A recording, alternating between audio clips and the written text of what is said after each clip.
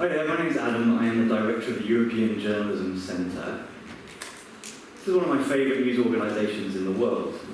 It's called A Verdade, which is Portuguese for truth, and they're from Mozambique. It's a weekly newspaper, and it was basically set up to kind of answer the needs that mainstream media in the company didn't really answer. So they involve the community very heavily at every stage of their reporting. The community really drives the content, I guess. The community also drives the vehicles that distributes this newspaper. So this is the tuk-tuk driver, and there's a network of these across Mozambique. And this guy distributes these papers for free. He does so because when he does it, other people come to him and he can sell phone credit and he can sell other taxi rides. So A Verdade basically uses their community not just in their reporting, but also in the distribution of what they're doing, the distribution of their news. They have a really, really big and active Facebook presence, but they also know that not everybody is on Facebook in the country. So they set this up, which is a blackboard outside their office that anyone can come along and just write questions on. They take that, they transfer it onto Facebook, where the debate continues, and then they take the key takeaways, put it back on the blackboard, and the conversation continues. This then drives the agenda and the editorial focus of some of their stories. And it's a really, really interesting model, again, for thinking about how community engagement, a little bit like how Julia was talking about it, can really drive and be the heartbeat of your news organisation. For me, I think this is one of the most exciting innovations in journalism right now, is the realisation that when we engage with our audiences, we build relationships and trust in new ways. How do I know this? Well, I was actually there, and I helped to set up and design some of this. I was a lot younger then, but it's really, really influenced my thinking about how journalism should move forward, and some models to take journalism into sustainability, but also how society can benefit from this too. Journalism has a trust problem now. Long gone are the days of this man, Walter Cronkite, the most trusted man in America, as many people knew him. And kind of, in a way, poor old Walter is sort of part of the problem. This idea that there's a single authority telling you what the news is, often white males sat behind desks. That idea has slipped away, especially with the rise of social media. You can see that trust in the mass media, this is from the US, is falling, especially amongst younger people. 26% of people in the US say that they have a great deal or a fair amount of trust in the mass media, according to this Gallup poll. Now, a lot of people will tell you this is because people don't care about journalism anymore. They don't really care. They don't want to read anything. They're just not interested. But when you actually ask people, they really are. So when you poll respondents, or poll people about their local news, as the Centre for Cooperative Media did recently, what do people ask for? Do they ask for more celebrity gossip? Do they ask for cat videos? Do they ask for sports? No, they're asking for more information on local government. They're asking for more information on environment and planning. They're asking for more information around the state government or civic institutions or economic development. I think a whole bunch of these problems around trust and dissatisfaction with what media are providing us kind of comes from here. This is a graph from a news organisation called Harkin, who, along with the Coral project that Julia showed you earlier, are doing really interesting work in this space. And this is how they map out the traditional journalism story cycle. Most of you will be familiar with it. There's a pitch inside a newsroom, a tip or a source or an idea, an editor assigns it to someone, the research and reporting happens, and then only at the stage where the publishing happens does the public get involved.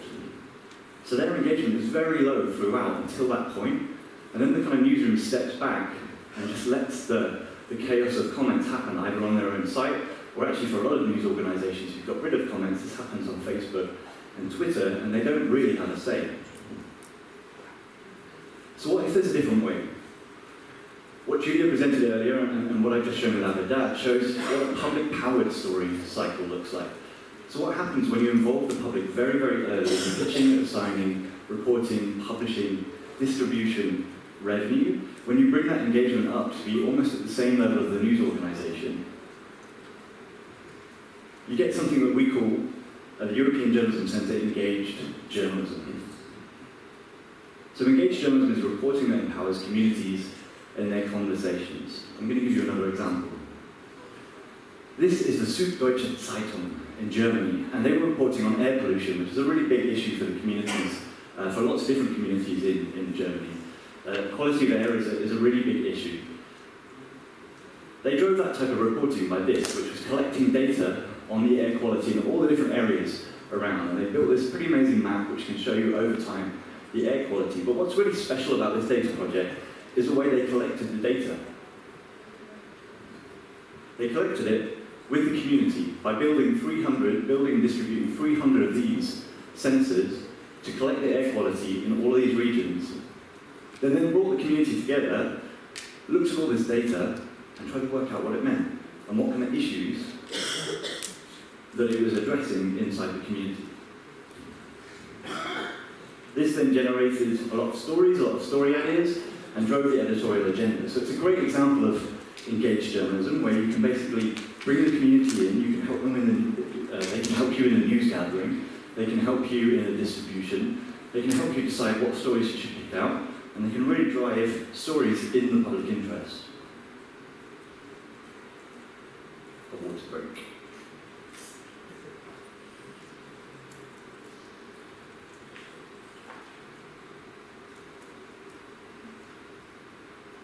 So engaged journalism gets you better stories. But the really good thing is as well is it drives the bottom line. There was a question about revenue earlier and journalism. And it doesn't matter what type of revenue model you're using, engaged journalism can really drive that. So this is a series from Bay Curious, and they found that when they used engaged journalism principles using the tool Harking, the stories that they produced got 11 to 15 times more traffic. So that drives advertising revenue if that's your business model. When Curious City, the series by WBEZ, launched a question box, again, not dissimilar to what Julia presented, they got 10,000 emails. They managed to collect these, and 56% of them they'd never seen. So again, this is driving subscribers, which is going to be great for a business model if you're trying to generate some kind of membership model. Niche Media, which is a very interesting feminist magazine in the US, found that people were 5 times more likely to subscribe when they'd come to the news organisation through one of these engaged journalism articles, and they've been deeply engaged with the reporting all the way through. So, engaged journalism, you get better stories, it increases loyalty, and it brings revenue to you. Which sounds great, yay for journalism, but what does this really mean about society? This is a VHS tape from 1991, produced by Shell. And it basically shows that Shell knew about climate change all the way back in 1991. They knew about it, they knew the damage that their industry was doing to the planet, and they essentially sat on the story. Their correspondent obtained this tape that showed evidence of this, and managed to expose this cover-up, and made headlines all around the world. Where did they get this tape from? They got it from a reader, and it's no coincidence that their correspondent are one of the pioneers of engaged journalism. They mandate that their journalists spend around half of their time not just writing stories, but actually engaging with the audience. This then has a societal impact. The Shell are now basically being taken to court over its failure to act on climate change. This video, provided by a reader, is going to be a key part of that trial. Another example, the Bureau of Investigative Journalism in London, they run data workshops where they go into local communities and they empower school teachers and counsellors and local journalists to understand and use local data better. And then they pool that data and the resources to basically try and tell more interesting stories, to try and find out what people really care about, and to expose things like corruption and financial misuse on a local level. This type of work for the Bureau Local spawned headlines all around the UK and affected lots of political change. So engaged journalism, I believe, has a key role to play in improving people's lives through access to information, through data, and through new perspectives. But it's vital for journalism that we find new models of engagement and revenue. Julia showed some, Avidal is a great example, the Stuttgart Zeitung and these other examples are all fantastic. There are many tools that you can use to help do this as well. Coral is one, Harkin is another, Ground Source is one more. So it's really, really important that we help journalism find these. And right now at the European Journalism Centre, we've decided to make this a major focus for what we're doing.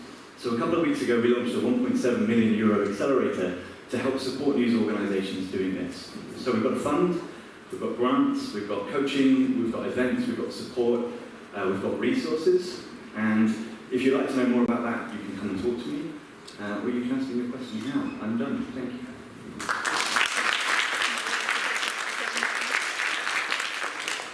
Thank you. Questions?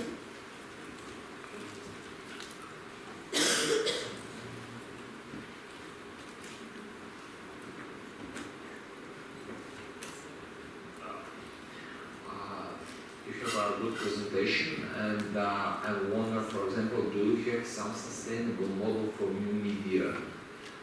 Sustainable model means about financing, because we have, for example, financing for some investigative centers and this kind of things, but it's function with foundations, but not on commercial level that is sustainable for longer term.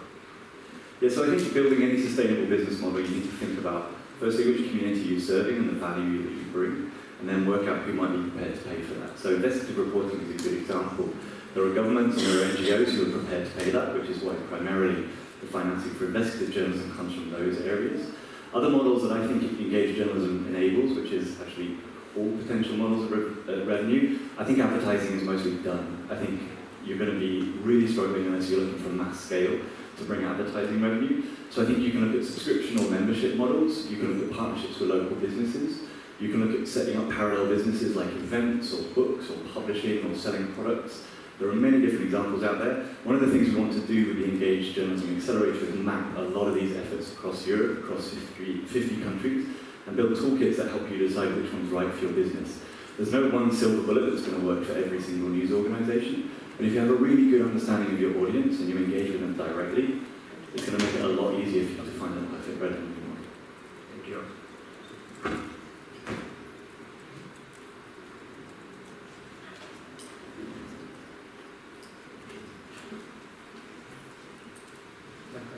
Thank you for your presentation. So can you tell us more about this accelerator? Is it only for media outlets or also social influencers that became a source of news in the recent time? They are also qualified. Yeah, so we're not restricting it to, let's say, traditional newsrooms. So we believe that anyone who's providing information to the public and running the role of a journalist in any of the 50 countries across Europe can apply. So you don't have to be huge. We'll only obviously have a limited amount of money to give out, but hopefully the resources will be useful for anyone. We're going to build a lot of toolkits, we're going to be running a lot of events, there's going to be a mentorship network, a platform where you can connect with other people doing this and try and find out new ideas. So yeah, it's open to everyone, and I think there's going to be a lot of different news organisations that can benefit.